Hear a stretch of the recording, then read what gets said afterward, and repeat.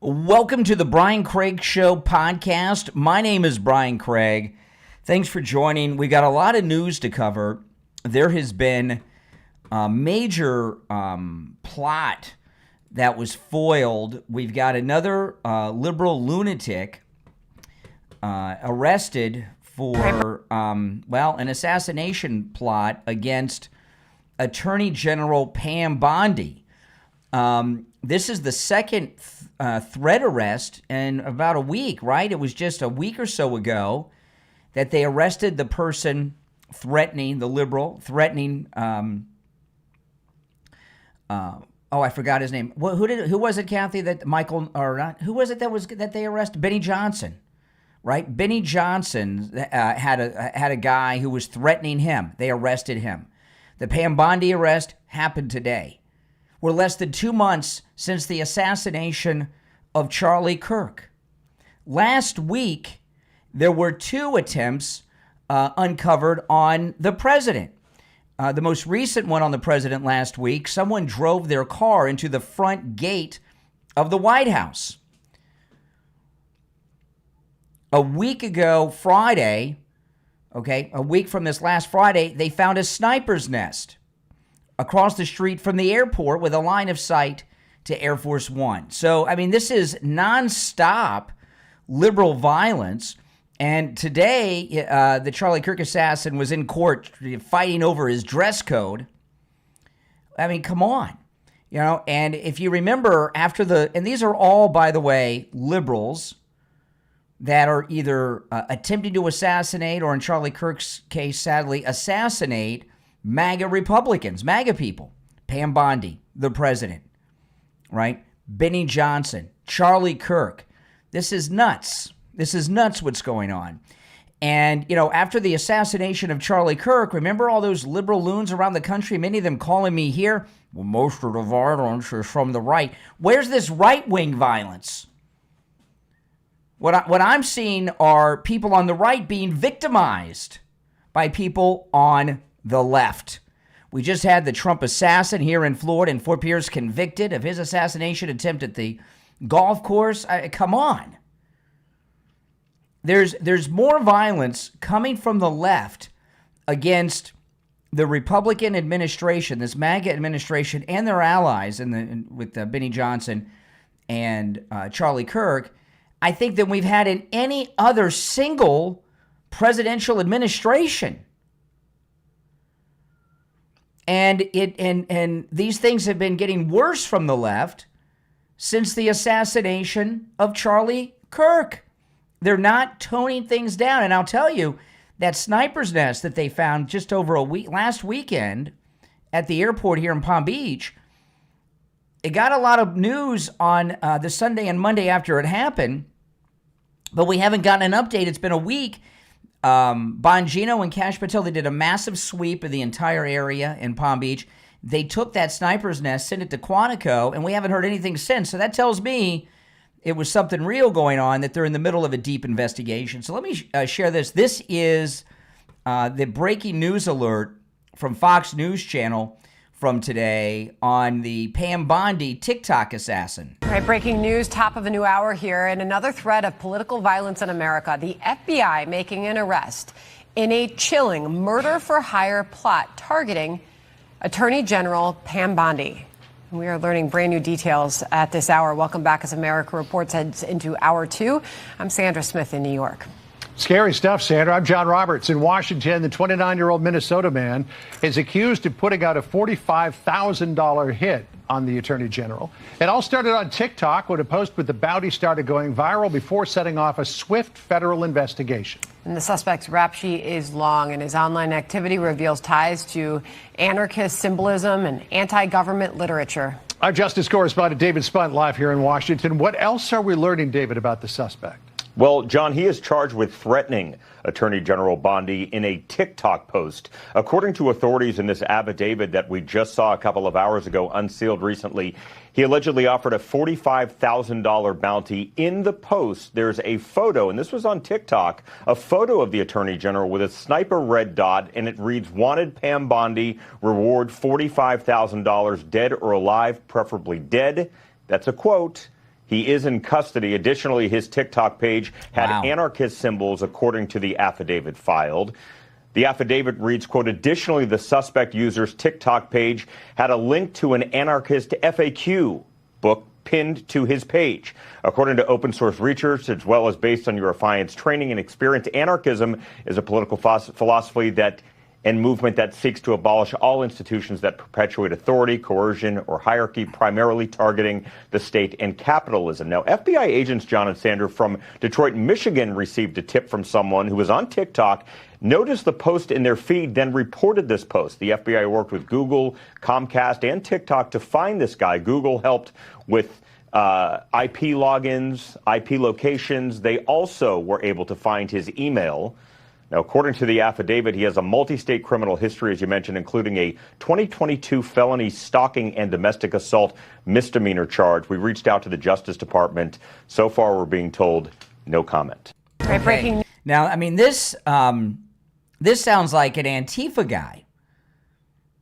I mean, and you know, with all of these attempts, the multiple attempts on the president, Benny Johnson, Charlie Kirk, now Pam Bondi, have you seen anyone from the left come out and say, hey, we got to tone things down here? No, you haven't. Why is that? Well, they don't want to draw attention to it. But they're also, you know, they're not. Now, why would they be going after Pam Bondi all of a sudden? My guess would be it's the crackdown on Antifa. I mean, if you look, they've run Antifa out of Portland. They raided their camp, they closed it down, they ran them out, took all their stuff. You know, so this is that organization that the Democrats tell us don't exist, Antifa, because of the Antifa arrest just began recently, and they were brought into effect by Pam Bondi. Very specifically, she talked about them in the press conferences. Now, to my knowledge, now there may be an exception to this, but I don't know of one. If there is, there is. But I think this may be the first assassination attempt against a sitting Attorney General of the United States. Well, I'd like to hear your thoughts on this. And if anybody on the left wants to tell your people to tone things down, you're welcome to do that as well.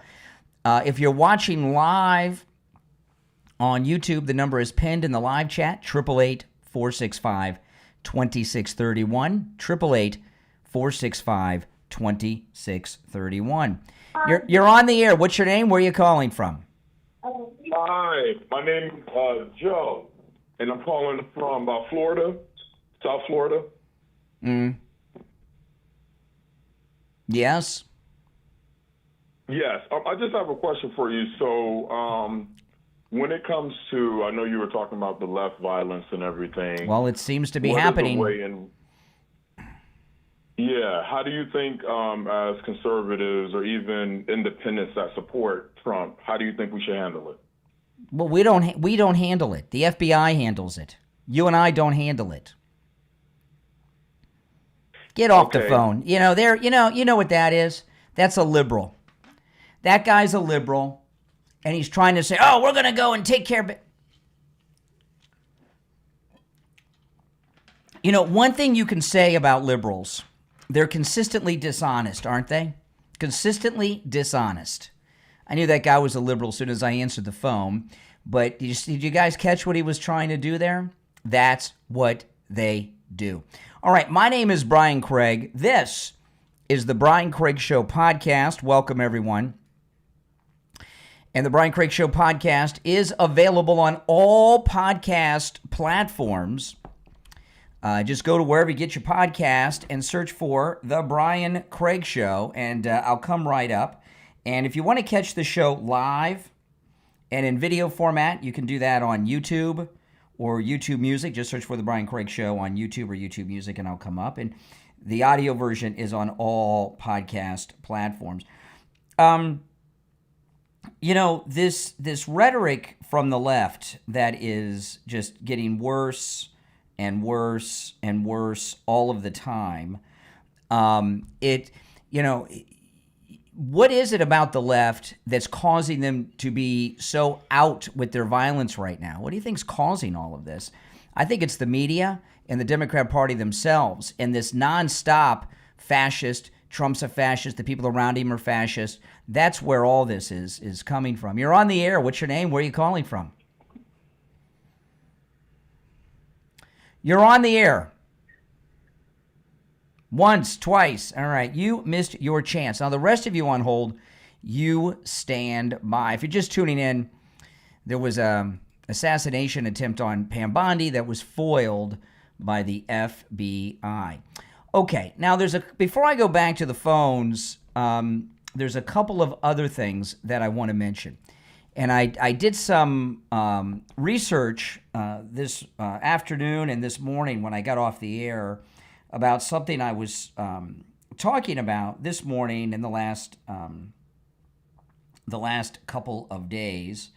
And I have some big updates on the demolition of the East Room, which I'm going to get to in a few minutes. You're on the air. What's your name? Where are you calling from? Alexis from Texas. All right, Texas, what's on your mind? My thing is, how is Trump like America first and freedom of speech, all this and a third, but he's doing everything in the opposite. And then if you see his views and comments from when he first ran to now, he completely contradicts himself. It's America first, but we're sending money to Israel and Argentina. Fuck the farmers. We're not, excuse me, we're not sending money to Argentina. Tell me what you know. Tell me what you. I know you want to drop the F word. Makes you feel like a man. I'm asking you. Tell me. Tell me. Excuse me. Tell me what Trump is doing so far as sending money to Argentina that you're so much against. You must know about it. He wants to pay them for beef. No. Nope. For some reason, he doesn't want to support. Nope. You're wrong. American farmers. Excuse me. What do you care about farmers? What do you do? No.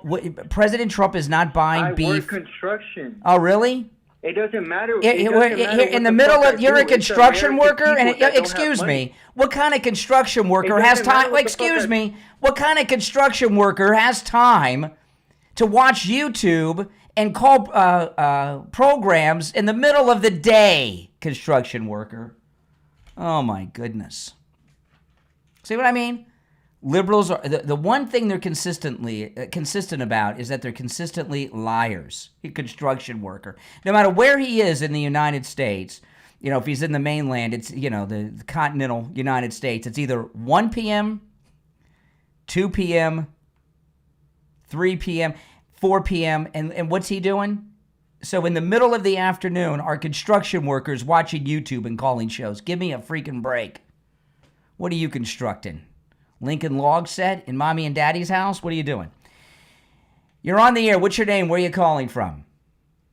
Hi, I'm Dominic from Minnesota, and I'm just, I want to get this out of the way first, but I'm not a liberal. I'm Republican. I'm centrist. I try to keep my political opinions centered on both sides, so I can see both sides of the story. Sure. And something I've noticed recently is that liberals consistently compare Donald Trump to Hitler, and he's fascist and all this. And then I look at on the other side, and then he's worshiping Israel. He's on the Western Wall. All he's this. Worshiping and Israel. He's supporting our greatest ally in the Middle East, Israel. And I'm trying to figure out. He's worshiping Israel. When you say, hold on, slow down a second. Slow down a second. You say that President Trump is worshiping Israel. So what does that? Excuse me. When you say worshiping Israel, what does he have, a shrine? He gets down on his knees and oh, hail Israel. What do you mean worshiping Israel? Worshiping Israel. He goes to the Western Wall. He practices the Kabbalah and the mystiques. He practices the Kabbalah and mystiques. What is the Kabbalah and mystiques? Oh my! Enough. I'm not even going to continue. Oh my goodness. Oh my goodness. Here we have, you see, America's left. Loon after loon. They don't have a single coherency to any of the things they're saying. Oh my goodness. Oh my gosh. If you're on hold, stand by. This assassination attempt on Pam Bondi that was just foiled by Kash Patel's FBI. Do you know the violence has gotten to such a bizarre and new level, right? The political assassination of Charlie Kirk was the first political assassination of a non-elected official since Martin Luther King in 1968. Now we have an assassination attempt with this attempt on Pam Bondi. We have an assassination attempt on a senior cabinet official. When is the last time you know of a cabinet official having an assassination attempt against them? I can't even think of one. You're on the air. What's your name? Where are you calling from? Hey there. My name is Bruno. I'm calling from Michigan. Mm-hmm. So just to point it out that, just to set up a base for our conversation. No, I set the base for the conversation, and I've been talking sure, about a lot of things for the last few minutes. You don't call in and set the base for the conversation. Sure, I'm sorry. So thank you for having me in your show. Just go ahead and set the base. Yeah. No, I've been doing that since the show went live. Sure. Have you been watching and listening? Yes. What have I been talking about? We've been talking about, we've been debating with a lot of people, so there's a lot. What have I been talking about? Well, pretty much you support Trump. No, it's not what I've been talking about. So you haven't been listening. Why did you lie to me? Well, I'm just saying that. No, I'm curious. Why do you feel? Oh no, okay, so you're watching. Okay.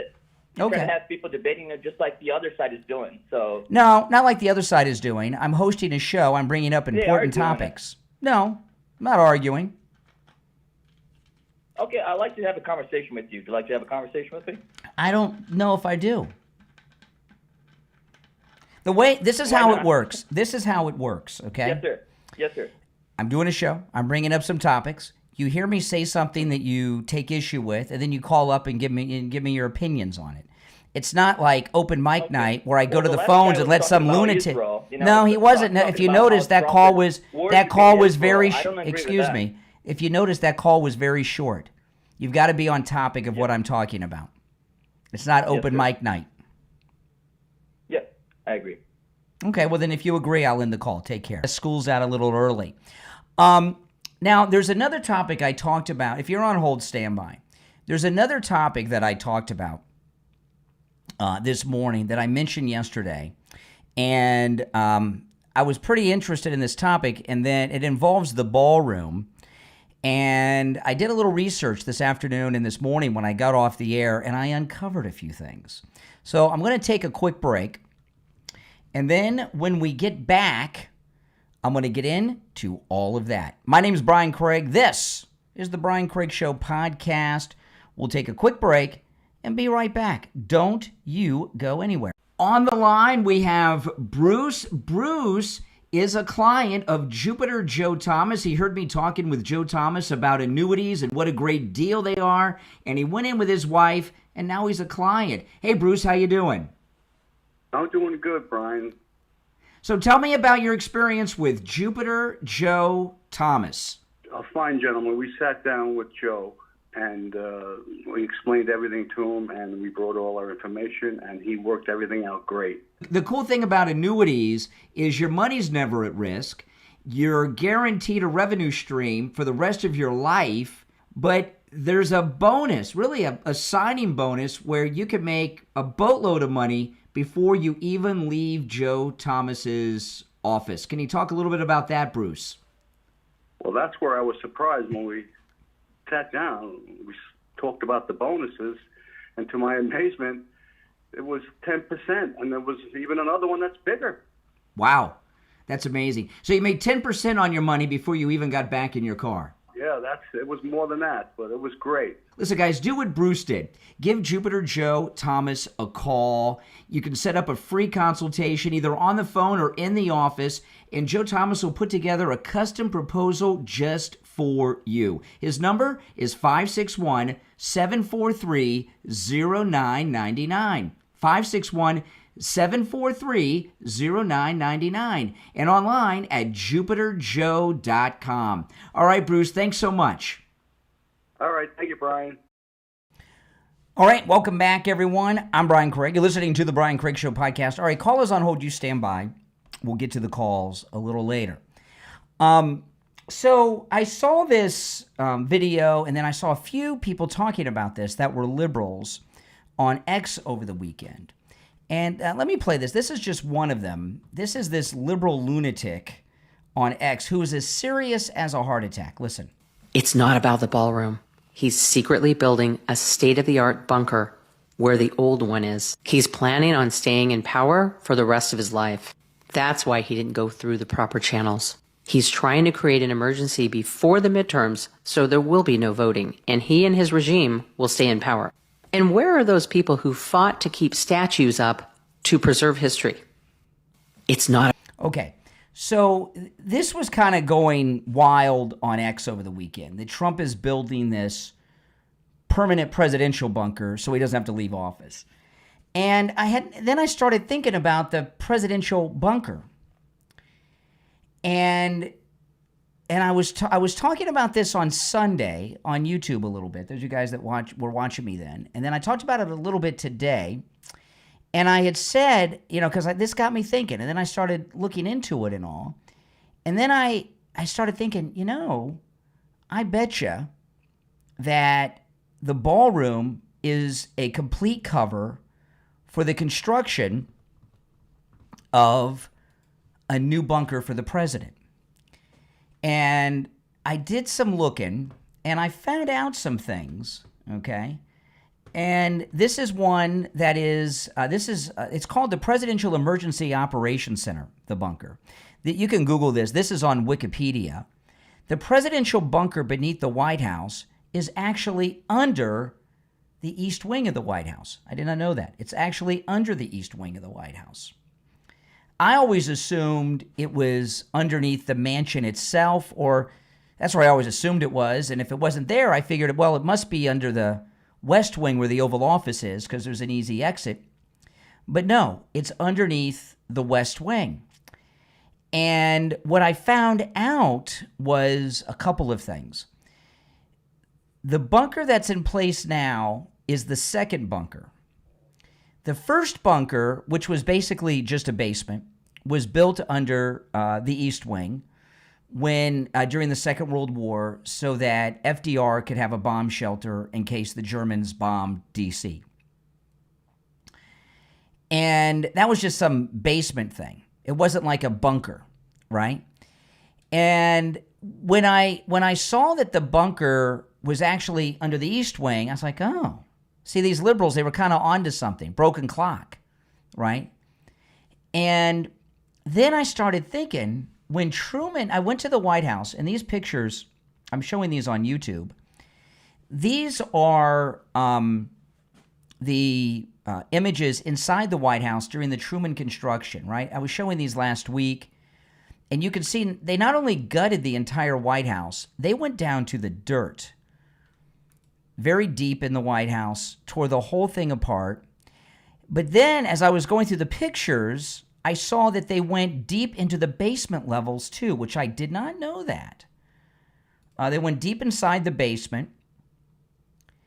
And when they did this construction overhaul during, the way the story goes with the refurbishment of the White House, when Truman was president, they have a whole story that goes along with it that happened at the time, that President Truman was playing piano in the residence. The leg of the piano went through the floor. So Truman had, I don't know, architects, whoever come over. They said it's condemned. So they had to gut the whole thing, and the only thing they left were the 4 outer walls of the White House mansion, and everything was steel reinforced, and they rebuilt everything on the inside. Now, this is all classified top secret stuff, but what I believe is the bunker that they currently have was built then. I no longer believe the story about the piano leg through the floor. I think it was a front. I think the entire gutting and rebuilding of the inside of the White House was a cover operation to build the nuclear bunker under the East Wing that's currently there under the White House. Because if you remember, that's when the threat of nuclear war was like a real thing. They were paranoid about it. I mean, even when I was a kid in the 70s and 80s, they had us terrified that there was going to be a nuclear war every other week. And in the 50s and in the 60s, remember, kids would do the nuclear war drills in school. Remember all those? You've seen them in history documentaries and such. So I think this whole Truman refurbishment of the White House was one big cover story so that they could get the bunker built. Well, that bunker was built like 1950 technology. And I was doing some looking into this. In 2018, a retired Secret Service man was talking to a reporter from NBC and said that the current bunker is too small and it's very out of date and it's not even really usable anymore. And, you know, since they built the original bunker with Truman, a lot of things have changed, right? Nuclear weapons are more powerful. They have different types of bombs now, including bunker buster bombs. There's EMP technology now. And also, we have a lot of technology that the place wasn't built or readied for. And when they released, one of the other things that got me thinking about this was over the weekend, the White House released the list of the donors. And in the donors list, there were some tech companies, right? Google, Amazon.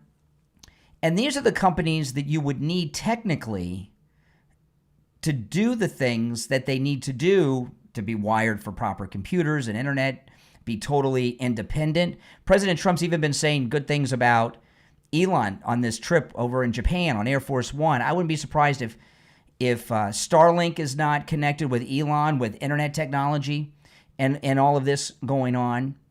And then a story dropped early this morning that the executive in charge of CNN ordered the air staff to start to tone down their talk about the East Wing. They want to stop covering it, but they want to do it slowly so the audience doesn't notice. So they don't want a camera there all the time. If you noticed last week, the fake news cable had a steady cam on the East Wing on the construction day and night. You could watch it online. It was on the news constantly. They don't want the cameras there because they don't want people to see the heavy equipment they're bringing in and the types of equipment they're bringing in. So I believe that the ballroom, and based on everything I've shared with you and the things that are going on, now this doesn't mean that President Trump does not want a new ballroom. He talked about it in the first term. But the ballroom is a cover story so they can build a new, modern, up-to-date bunker. And you look at the rise in the assassination attempts that have been going on. And, you know, things are pretty dangerous right now, right? So that's what's going on. And one of the reasons I'm sharing this is that Eric Swalwell and others are saying that in the future, Democrats, if they're running for president, they need to run on the promise that they're going to tear down this Trump ballroom. Well, the Trump ballroom is never going to be torn down because I don't care how much they hate Trump, some future Democrat in 50 years, whenever the Democrats get reelected to the White House again, because the ballroom is going to be connected to the bunker, the new bunker they're building. I had no idea that the old bunker was underneath the East Wing. I don't think many people did. You know, everybody will say they knew now, but people did. Didn't you guys assume it was under the White House residence? And of course you did. Okay, and they not only do they need to update it with the new threats, but they also need to update it with the new technology. And the government's bigger now than it was in 1950. Now, from what is known, the bunker that's there now, that's small and out of date and all this stuff and barely usable, you know, according to the Secret Service guy, it's believed to be 5 stories deep. Well, 5 stories deep may not be deep enough anymore for the modern weapons. I mean, look at what we just did in Iran, right? They blew up that whole mountain with a bomb that just went through that ventilator in the top of the mountain. Remember that?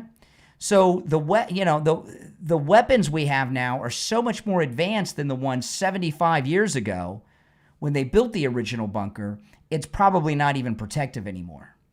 So that's what this all is. And this would also explain why they had to tear down the rest of the East Wing. Trump didn't want to tear it down. They just wanted to do this part. Not enough space to get in there and do the work and bring in the things they got to bring in. So that's what I think has happened there. So they're never going to tear it down. And this is pretty amazing and pretty cool. And I hope he names it after himself. Because especially since they're not going to be able to tear it down because of the bunker, naming it after himself would be just perfect. All right, now if you're on hold, hang in there. We're going to take a quick break, come back. There's a lot more to cover, and your calls. I'm Brian. This is the Brian Craig Show podcast. We'll be right back. I'm excited to announce that we're having our biggest 3-in-1 sale ever with a limited edition product, a back-in-stock special, and a closeout deal you won't find anywhere else. So go to MyPillow.com or call the number on your screen. Use your promo code to get our MyPillow bed sheets, only $29.88. Any color, any style, any size, even kings. Regular $119.98, only $29.88. Once they're gone for good. How about our My Towels? They're finally back in stock, but not for long. Get a 6-piece My Towel set, regular $69.98, now only $39.98. And for the first time and the only time ever, get our limited edition premium My Pillows. They're made with Giza cotton and designer gusset. Queen $17.98, Kings only $19.98. So go to mypillow.com or call the number on your screen. Use your promo code to get the best offers ever. Quantities are extremely limited, so order now. All right, welcome back. I'm Brian Craig. It's the Brian Craig Show podcast. All right, let's take some calls. You're on the air. What's your name? Where are you calling from? Yes, hello. You're on the air. What's your name? Where are you calling from? Hey, my name is Brian, actually, and I'm calling from Wyoming right now. I'm a truck driver. Okay. Yeah, I was just calling because, I listen to your show all the time. Not only am I an independent, but I'm private military and everything like that. Yeah. How long you been listening? I've been listening for about 2.5 months. All right. Well, welcome. I listen to a lot of things that you say, and I'm pretty even keeled. I'm really unbiased. I'm just curious. Here we go. You had Pam Bondi and the assassination attempt. I noticed that everything is kind of centralized around the left. Now, again, I like this show, but with everything going on, why add to the tension? I feel like. What are you talking about? We just had an assassination attempt against Pam Bondi stopped, right? Big arrest. Right. The attempted assassin was a liberal, was a Democrat. Well, liberal and Democrat are totally two different things. No, they're not. They're the same thing. Well, what's the difference between a liberal and a Democrat? Nothing. Same thing. Well, the liberal doesn't have a flag, doesn't have the colors. What? What did you say? You're a truck driver? You're a truck driver? Absolutely, yeah. What kind of truck do you drive?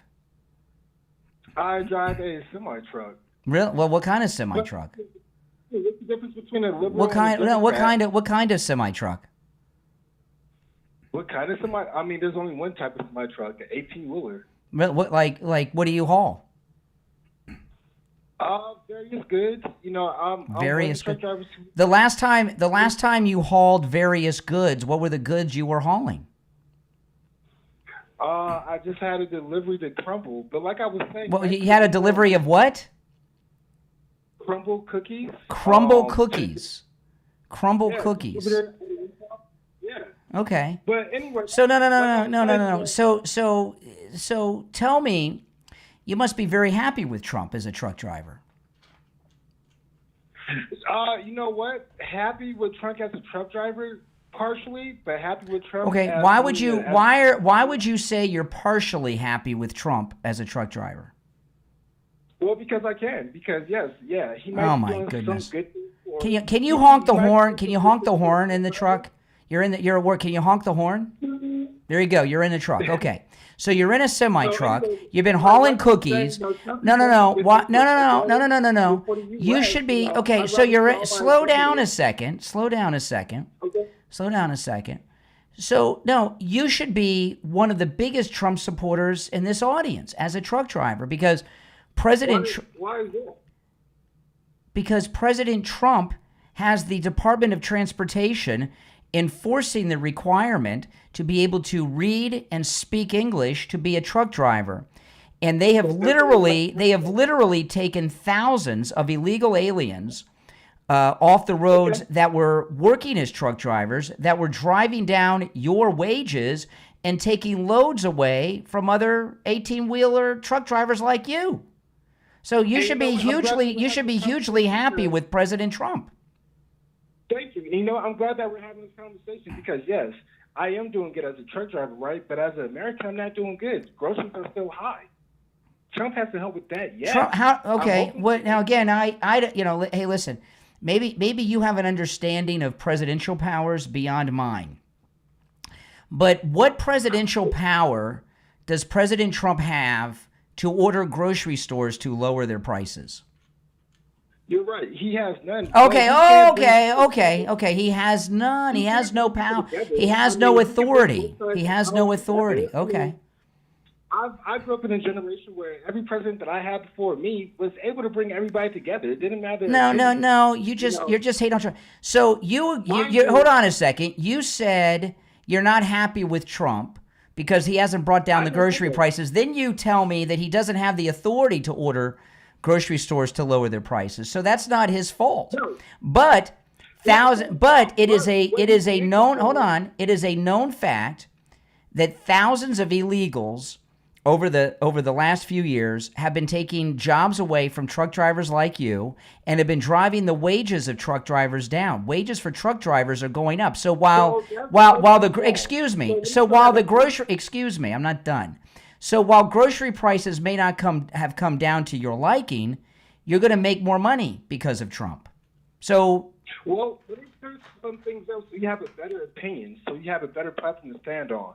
So it's not about the fact that Trump helped us truck drivers. Yes, he did take away some of these docile truck drivers. Great job for that, but that doesn't mean that the jobs were not still available. What he did by doing that was eliminating, illegal immigrants from driving truck drivers. He's taken thousands of illegals off the roads who were driving semi-trucks like you, which not only has created more American jobs, but is raising the wages. But what it did create is a fairer market because you have to understand that independent. Oh my goodness. They drive for less than what the going rate is. That's over. That's over. They're checking them. They're checking them at the weigh stations and arresting them. I can't say that it's necessarily over because there's a lot more that needs to be done. They're still doing it. They just started doing it. So while your grocery store prices haven't gone down to your liking, you're making more money, or you will be. But see, I'm an American citizen because of Trump. It's not about me. It's about the rest of the country, my countrymen. Just because I might be doing better, that doesn't mean that my neighbor across the street is. That doesn't mean that. Well, then your neighbor should become a truck driver. It's not. It's up to your neighbor if he needs more money. You know what you do when you hold on a second. When somebody needs more money, what should they do? Yeah, they should work. They should work, and they should work. They should work. Hold on. Not only should they work more. This is my third live stream on YouTube today. I did one at around 4:30 in the morning. Then I did another one for 3 hours from 5:20 a.m. to 9 a.m. And now I'm doing another one now. When you want to earn more money, you just work more. That's great. But guess what? What about everybody else? We are one country. Well, then they can work more too. They can work more too. Well, maybe this is the thing that we should pay attention more. In this. What? That we have a bunch of lazy people that don't want to work? I agree with you. All right, take care. Appreciate the call. Oh my goodness. With that kind of brain power, he's driving a truck. That's scary, man. You're on the air. What's your name? Where are you calling from? My name's Craig from Arizona. Hey, Arizona. What's on your mind? Well, I called in after that truck driver. I think you made some very good points on that because he should be happy that he's making more money. And he should be very happy that illegal immigrants are off the road. I think Trump's doing a great job at that. Yeah. One thing that I kind of... Yeah, no, for sure. One thing that I kind of have an issue with on that, though, is groceries, because Trump did promise that he'd bring down groceries. No, he said he gave an interview. Actually, excuse me, he gave an interview before the election, and I can't remember who did the interview, but it was it might have been Maria Bartiromo. And he said it's hard to bring prices down once they're up, but he can stop the inflation. He did stop the inflation. Has he? Yes. The inflation numbers have come out, and the inflation number's record low. Yeah. I don't know about that because. Well, I do. Maybe it just hasn't. In fact, the Treasury Secretary was on the Sunday shows talking about it this weekend. Oh, really? Well, now you learned something. There you go. You're on the air. What's your name? Where are you calling from? Barnes from Birmingham, Alabama. All right, Alabama. What's on your mind? Well, the reason they're getting so upset about that ballroom construction is it's an attack on their legacy. They're taking it very What legacy? personally. What They're legacy? desperate. Whose legacy is the East Room? The Democrat legacy of FDR and Truman building it. No, the East Wing was built around 1900, around 1902, and wasn't Teddy Roosevelt president in 1902? Well, yeah, but So that's a Republican they're president. still, Teddy okay. Roosevelt's a Republican. But they're still taking it very personally, and they're just No, they're not. No, they're not. They hate Trump. And if Trump says it's daytime, they say it's nighttime. Whatever Trump says, they're against it. It's Trump derangement syndrome. It runs very deep. That's an evil laugh you got there. TDS runs very, very Yeah, deep. that's right. But they're never going to be able to tear it down, no matter how much they say. All right, appreciate the call. All right. You're on the air. What's your name? Where are you calling from? My name is Scott. I'm calling from Kansas City. Hey, Scott. Yeah, I'd like to touch on 3 points if we can get to them, and touch on them quickly. My memory's a little sketchy Hold here. on one second while I'm answering these other lines. Okay, go ahead. Your memory's sketchy, but what? Yeah, I caught some radio, some kind of recording. Anyhow, yeah, but I believe it was the mid-aughts that the press room in the White House was totally gutted, dismantled, and enlarged and rebuilt and uptech because the electronics in it were out of date, way out of date. It was the press briefing room's like super tiny, and they closed it for a while. It's over the White House press briefing room is over the swimming pool that Kennedy built to swim in supposedly, and and they just remodeled it and named it after James Brady, who was who Hinckley shot. He was Reagan's press secretary. I thought they enlarged it a little bit because it was practically a closet. It still is. It's the same room. It's the same size. It's a tiny little thing. I was surprised. Oh, really? I thought I remember when they did that. I thought they were going to build a whole new room that was like bigger. It is. It's tiny. Well, yeah, I heard on NPR that they were going to enlarge it. Anyhow, I didn't hear the press griping about it.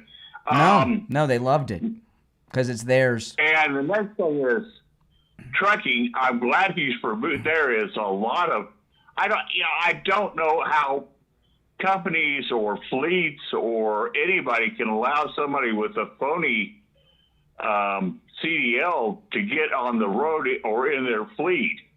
Mm-hmm. And it just boggles my mind. It sure does, doesn't it? They'll get it from the FMCSA. Whatever that is. Yeah. But I'm glad he's removing them now. It's commonplace for a lot of immigrant families to buy a second or third hand straight truck and do home delivery from Lowe's or.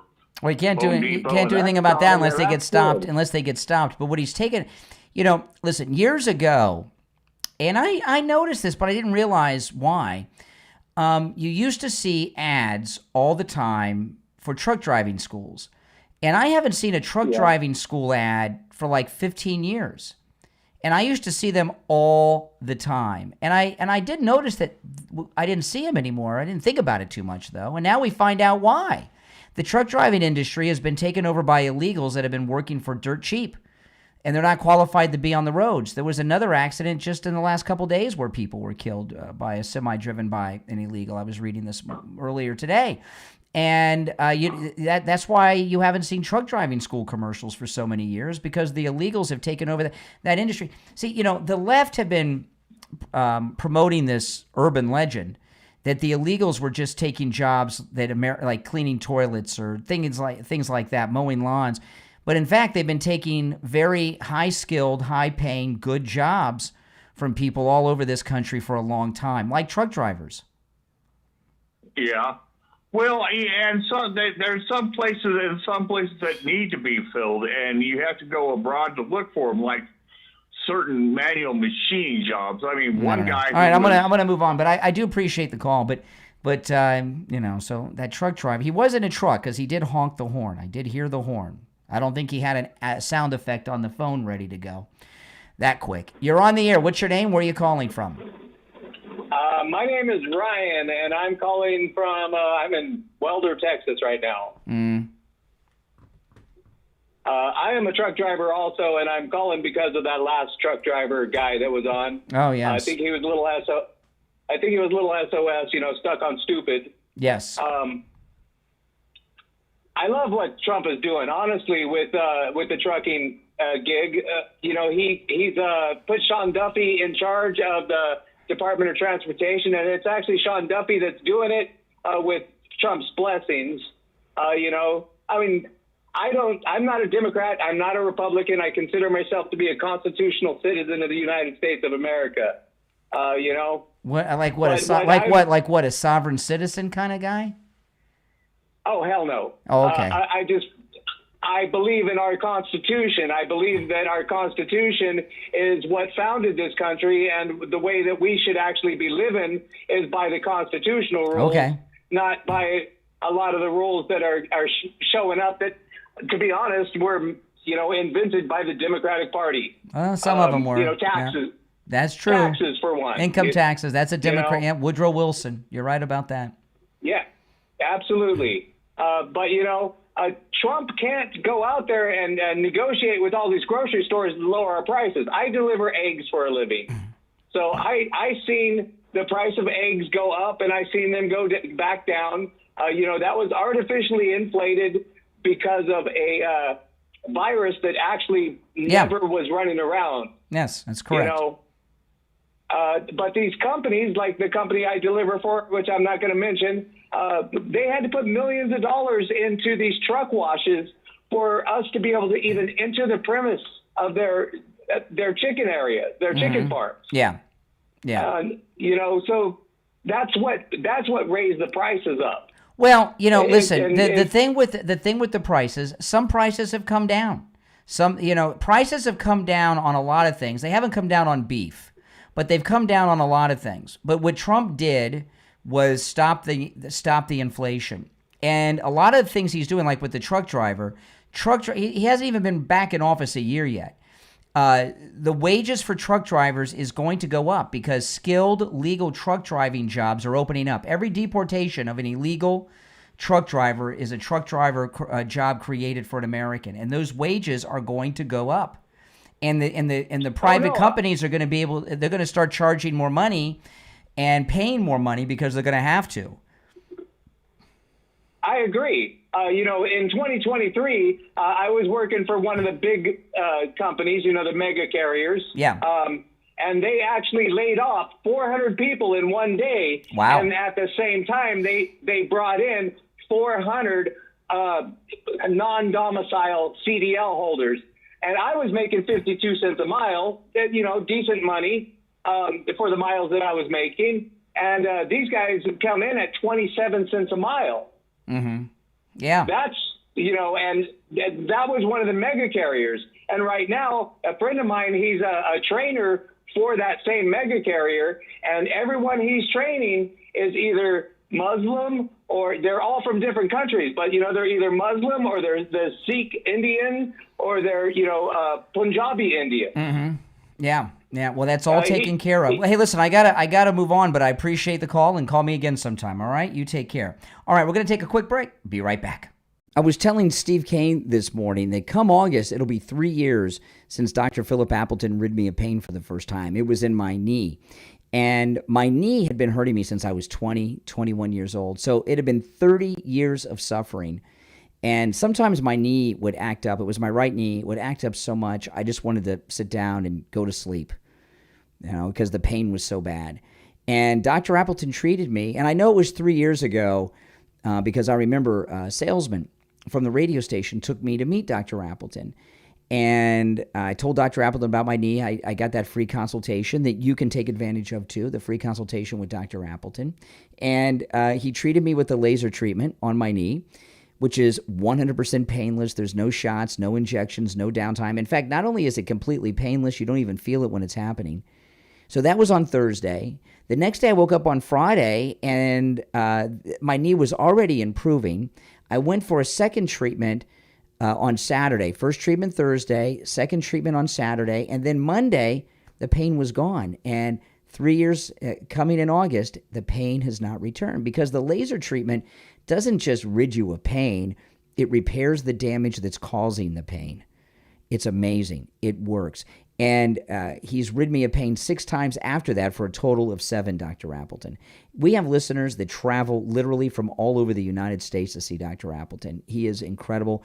The laser treatment works on every type of pain I've ever heard of. Arthritis, which, by the way, he rid me of arthritis in my hand, bursitis, work and sports injuries, strains and sprains, repetitive motion injuries, post-surgical swelling, neck and back injuries, knee conditions, tinnitus, sciatica, spinal stenosis, fibromyalgia, plantar fasciitis, which I understand is incredibly painful, rotary tears, herniated disc, acute pain, chronic pain, and any type of pain you've ever heard of. Because I keep meeting listeners all the time with new pains I never heard of, and they're now living pain-free thanks to Dr. Appleton.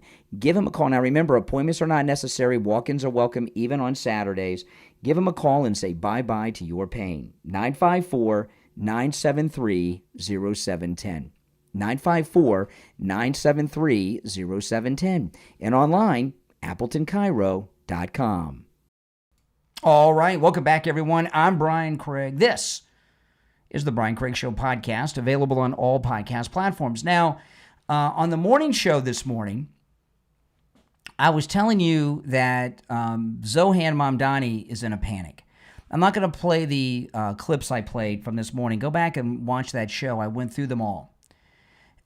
He was obviously in a very desperate state. Something happened. And I was telling you this morning that, early voting began over the weekend in New York City. They have record turnout, and the largest turnout has been in Manhattan. But they've had a huge turnout in the early voting. And, Mamdani, who won the Democrat primary, really won it on a lark. He got very lucky. People were not paying attention to the race, and he was not taken as a serious candidate. And they had actually record low turnout in the Democrat primary, and he got lucky. And I was talking this morning, and I was telling you that the way that Mamdani is looking and the things that he's saying, which are just completely insane, this story about his aunt and everything else, that he has some internal polling data that shows that if he's ahead, he's not ahead nearly as much as he thought and we've been led to believe, or that he may even be behind. And this record turnout on early voting, they do exit polling too. And the internal polling and the internal exit polling, we never get to see the results of that. All the campaigns do them. They have some type of arrangements with the pollsters that these things are never made public. Well, we got a poll, and this is absolutely amazing. This is in the New York Post right now. Andrew Cuomo has narrowed the gap against Mamdani in New York City mayoral race as Dem socialist lead is cut in half overnight, just cut in half. Boom. So I was right about that. And this is a public poll. So the scientific polls must show things even worse for Mamdani, which is great. The race for New York City mayor has tightened considerably. This is the New York Post, with ex-governor Andrew Cuomo cutting frontrunner Mamdani's lead in half from a month ago, according to a new poll. Mamdani, the Democratic nominee, now leads Cuomo running as an independent 44 to 34% among likely voters. Okay, it was a 20-point lead not long ago. Republican nominee Curtis Sliwa is in third place with 11%. See, this is what pisses me off. If Curtis would have dropped out, it would be at least tied, if not Cuomo ahead right now. And Curtis Sliwa is helping Mamdani, okay? And if Mamdani wins, blame Curtis Sliwa if these numbers hold. But Mamdani had a 20-point lead over Cuomo in the poll conducted in September, they write. It's Suffolk's first survey since Eric Adams completely dropped out of the race and endorsed Cuomo. So I was right this morning. Mamdani is in a panic. He's losing. He's losing big. And the numbers that he's seeing are even worse than we are seeing. Okay? And, you know, the polls that we get are the push polls. They always go in the favor of the Democrats, always. This one, I would probably add another 5 points in favor of Cuomo on that. So, you know, so that even narrows it to maybe 5 points. I would say that it is very, very possible that Cuomo and Mamdani, while Mamdani is still ahead, is either within the margin of error or close to the margin of error in the poll, which means that Governor Cuomo has a chance, which means New York has a chance. And it's such a crazy thing that we have Republicans, in particular MAGA Republicans, trying to help Cuomo. Isn't that crazy? That's how bad it is. Help Cuomo win. We want Cuomo to win. Isn't that nuts? It's true. Everyone except Marjorie Taylor Greene, because we understand the problems with Mamdani, right? And that this poll here, it tells you exactly why he's freaked out. Now, their internal polling and their exit polling of those that are voting early have got to be even more devastating for Mamdani. And because what he did over the weekend was trying to firm up the Muslim vote. He one of the videos I played today, go and watch my live stream this morning. You can watch these in their entirety. I'm not going to play them now because I played them on the last stream.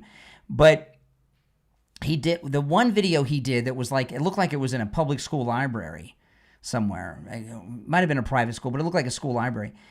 He was apologizing to Muslims in New York that he hasn't been more upfront about being Muslim. And he even was talking about how he was passing as a non-Muslim, is basically what he was saying. So to do something like that tells me that he doesn't have the Muslim vote turning out en masse like he thought that he did. Now, again, I am not predicting. I want to be very clear about this because I don't want to get any calls about this after. I have no problem when there's an election predicting outcomes. This one is a coin toss. I am not predicting that Mamdani is going to lose. That'd be crazy. But I'm telling you, Mamdani and Cuomo, this is a horse race that's going on right now. And there's a very good chance that Cuomo could pull this through. And if he doesn't, even if it's super close, Mamdani's the mayor, but a small win would be a defeat in some ways. You understand what I mean by that? So we do have hope. This race is still in play, and Cuomo may pull this off. You know, I've talked a lot about the Democrat Party machine. I just can't see the Democrat machine giving up the city to this new group. They have so many crooked deals going back over 100 years. They're just going to give their organized criminal organization away. I just don't see that. But anyway, this is all great news. That's the New York Post reporting that, by the way. You're on the air. What's your name? Where are you calling from? Hey, Brian. Good afternoon. It's JJ from Mass. Hey, JJ. What's up? Mamdani up there, New York City. Listening to the show this morning, listening to you now.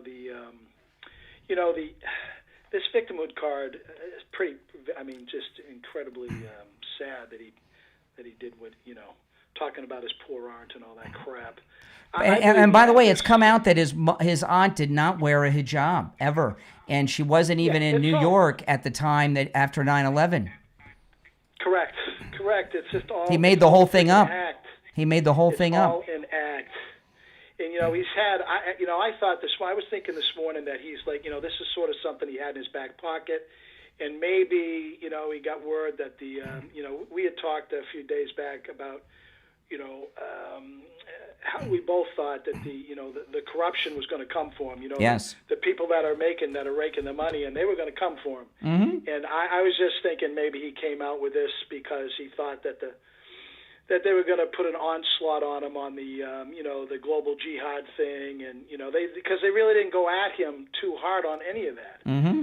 So I thought that's maybe what was going on there. Mm-hmm. But it's good to have a little hope. It would be It would be great if he, so now, but the thing is, this story about the aunt, she wasn't in New York City at the time he said she was, and she never wore a hijab. So what's going on here with Mamdani is he and his campaign are in a panic. Okay, they're in a panic, and when you're in a panic and you start making big decisions, you end up making the wrong decisions, and they're making these decisions in a panic, and there's a lot of screw ups going on. While it says here, this is New York Post. Zohran Mamdani didn't tell the whole truth about his hijab wearing aunt, who feared for her safety, and it goes through this. She wasn't in New York at the time, and she never wore a hijab. She looked like just a normal New York lady, and she wasn't even in New York. So he's gotten busted on that, and that's a pretty big deal. It's definitely panic, yeah, no, and I think it could spiral. I mean, they got till next this Tuesday coming, when that's the final day, I think. But it's going to be interesting to see. I really hope he loses. Well, what it is, we're in. It's still October, so we're in October surprise time. This is October surprise week, and that's where we are right now. It's they do the reason they do these October surprises is because they come out and it's too soon to spin it before Election Day. Yes. It grabs. If they come out with it, you can hit them, and it can in the honesty in this particular case, the honesty can spread faster than he can lie to cover the truth instead of the. I mean, you know what I'm saying? Yeah. It's either they come out with lies to hit you, or they come out with truth. In this particular case, it would just like his. Like his aunt, she wasn't even there. But they just don't have. Well, let me tell you something. Let me tell you. Matter. A 9/11 with this now. Obviously I'm biased. Okay, I don't like Zohan, but to me this is a stolen valor claim. The equivalent of it. I would consider this the equivalent of stolen valor because he's trying to steal 9/11 valor. Well, there should be enough. There should be enough New Yorkers that remember that remember that time, that just get very. I mean, the idea of this guy fronting on them, putting up this fake story, it should infuriate. I know when I heard it, and I'm not from New York. I used to talk to the guys. I used to, deal with plenty of people that died. And, and I'm not from New York, but it infuriates the hell out of me. And I just can't imagine normal New York City people not being, it's bad enough this guy, maybe. Well, what he did, not only is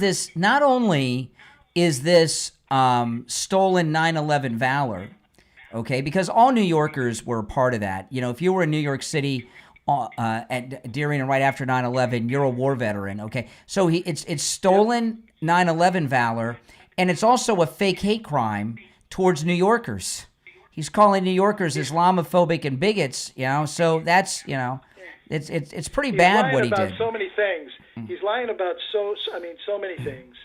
And but this is just, it's 10 times worse than that. It's gone past the normal Democrat misrepresenting this, free buses, free this, free that. It's all this free stuff. By the time they're done, everybody gets a free carpet ride with their Quran or whatever the hell this guy is probably. He's probably everything for free. Yes. There's not going to be anything left. Correct. There's not going to be anybody there, and everyone's going to leave. Yes. And and listen too, Brian. I was going to say your theory about the bunker. I'm more apt to believe the Truman that had happened back then than I am now. But it was also, I believe, it was Truman was his daughter Mary. I mean, she was or Margaret Mary, one or the other. She was the one that was playing the piano, and he came up. She was in her sitting Yes, room. that's it. That's it. Piano, You're correct. And he looked at That's the correct. piano.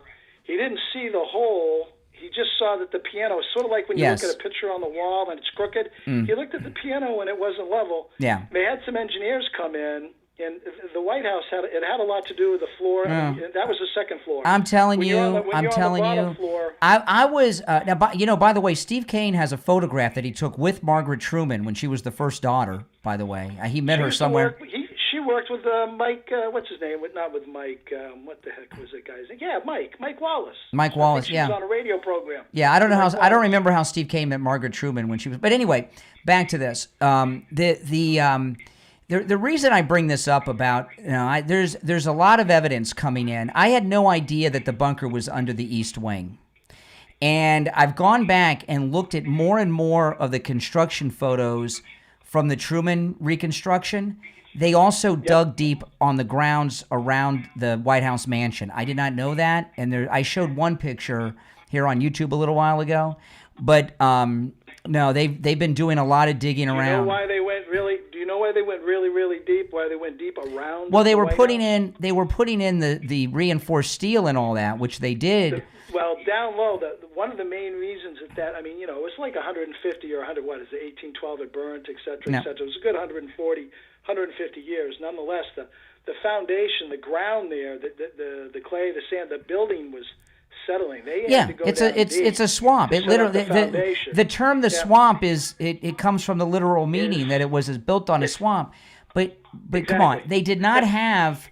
Nuclear weapons were new, and the threat and fear of a nuclear war was very real. You grew up with it. I grew up with it. And I'm telling you, that's when they built the nuclear bunker. And that's what they're doing now. Yeah. And the reason I I think for sure back then, like I said, I agree with you back then. I believe, I believe that the building definitely needed to be righted. The thing was, I believe it was dangerous. I really do believe that. But I also believe that when that did happen, it was excellent cover to put in a bunker. And So, we, but right now, but you I just look don't you see- you look at the threat levels going on, right? Today we got another assassination attempt, this time on Pam Bondi. So it's things are getting scary and violent. And I'll tell you another thing. We're on the verge of going to war with Russia for the first time open. I know we had a lot of situations where we were fighting them indirectly in different places around the world during the Cold War. But this situation with Ukraine and the NATO countries is very dicey. There is a true threat of a confrontation with Russia. And that very well could end with a nuclear confrontation. There's a very high threat. I mean, neither of us know about this bunker thing, but I believe it's very likely that's what's going on because all these things that are factoring in. Well, I think the ballroom, quite frankly, it's a practical improvement. Trump, it, quite honestly, is needed. Well, listen, I gotta run, but I do improvement. appreciate the call. We'll talk again. All right, you're always a good call. Now I want to take a moment to talk about Tom Laporta at Laporta Roofing. We just got lucky. We just missed a hurricane here in Florida. I was watching it on the radar. It's going to hit Jamaica. And, when there's a hurricane, there's so many people that are new to Florida, have moved here the last few years, and they haven't experienced a hurricane. The most important part of your home during a hurricane is the roof. I talk about this a lot because it's so important. What the hurricane wind is looking for is an entryway, and a loose shingle or tile from a small little leak is an entryway into your home. And the way it works, when a storm is categorized, like say it's a tropical storm or a Cat 1, or even a Cat 2, or whatever the category is, or a tropical storm, the storm designation is based on the sustained winds.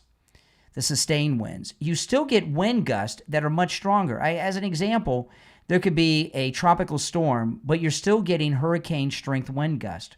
You've got a Cat 1 hurricane, you could still be getting wind gusts that are Cat 2 or 3. It's very normal. So there's no such thing as, oh, this is no big deal. It's only a tropical storm. It's only this. It's only Cat 1. No. The roof is so important. If you have a wet spot on your ceiling, you've got a leak in your roof. And if you're in the state of Florida, the man to call is Tom Laporta at Laporta Roofing. He's a good MAGA guy. He'll never sell you a roof you do not need.